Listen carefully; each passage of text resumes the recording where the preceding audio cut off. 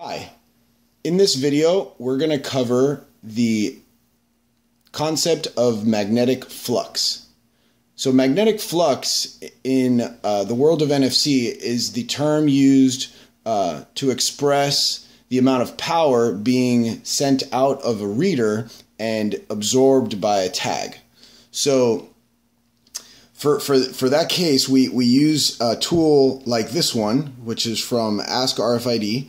And what this does is it measures the amount of magnetic flux coming out of an NFC reader. And it does so by indicating with a blinking LED the level of magnetic flux measured in units of amps per meter. So this is a handy tool for you to basically put on any reading device, and you can see there that you already start to see some activity. This is on an Android NFC phone, the Samsung S7 Edge.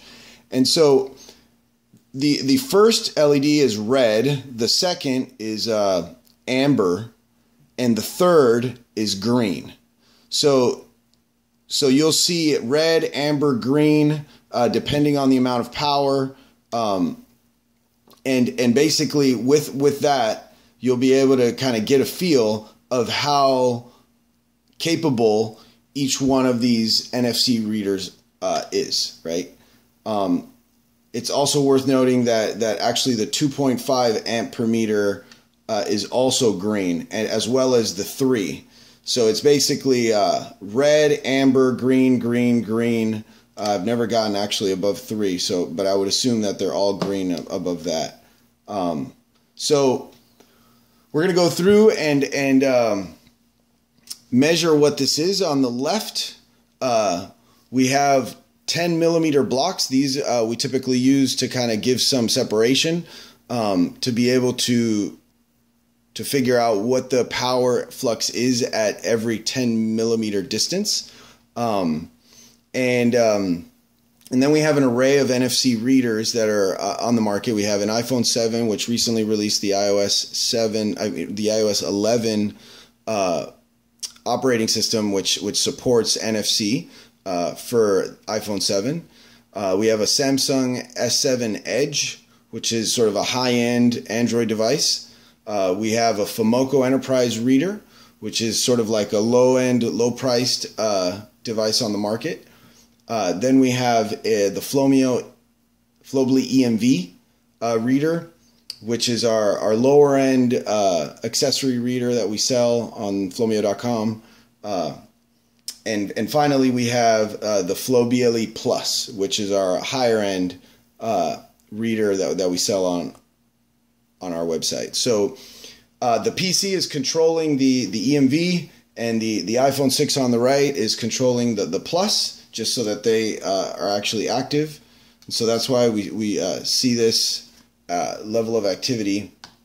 So I just wanted to check to make sure that's working. So here you see that actually there's not that much energy coming off of this guy, which is interesting. So you could see there the power from the iPhone. So this is kind of like how we go about to just kind of quickly sanity test that things are working. So I'm just going to kind of lay it on the scan surface. The iPhone 7 has a scan surface on the top edge. It's equally performant on the front and back. You can see as soon as I pull for tags, it comes up and does a quick 4 bursts of activity. So if I cancel that and start again, you'll see quick 4 bursts, and then it just kind of stops. So that's kind of how it searches for tags. If it doesn't see anything in 4 bursts, then it ultimately goes back to sleep. So that's about 1.5 amps per meter coming out of that. And then for the S7, we could see the pattern is a lot more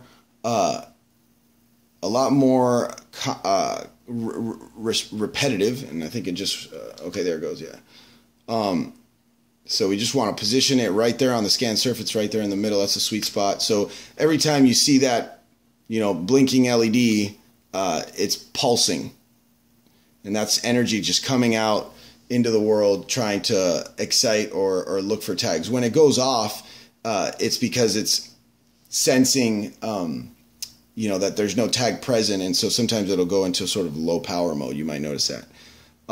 So that was basically 2 amps per meter right there on the surface. And then here the FOMOCO, we don't get a lot of activity, and I think that it has a lot to do with the geometry of this card. So there you could see it,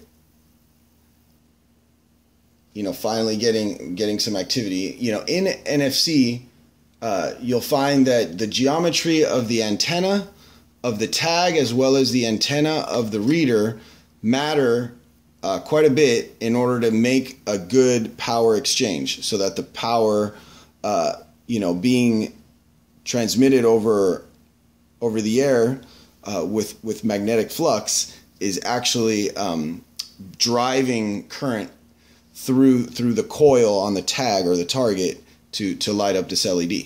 So here you can see it's barely 1, and it's very small pulse, but constant. And what we find, though, is that actually the FOMOCO performs pretty well. And so the reason why their pulse pattern seems like it's so low, but yet they perform well, is probably because they have like a well implemented low power sensing or sniffing circuit, which is something that we've worked on at Flomio for our Kickstarter campaign. So that might explain why this is registering so low. Until it finds an actual NFC tag, it doesn't wake up and fully turn on full power on the radio. And that's a technique that can be effective to save battery life. So then here on the Flobly EMV, you can see we're pulsing a lot more frequently, about twice a second, allowing us to get a real good read on tags from a long range. So here we're registering about 3 amps per meter, which is really good. Actually, that's quite a bit of flux.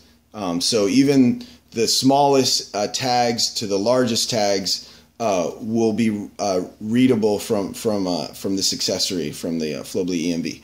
So that's about 3, and then we'll check here on the Flobly Plus, and the Flobly Plus actually has a smaller antenna. So I think that for this particular measuring device, it's not able to couple as well, even though it puts out quite a bit of power. So that's registering 2 amps per meter. So that just gives you kind of like a sense of how well each one of these readers is performing. Again, it depends specifically on what geometry of tag you're using. For instance, this here is a 40 by 40 millimeter tag, square tag. So it really, really does well in all of these different form factors, or antenna geometries rather.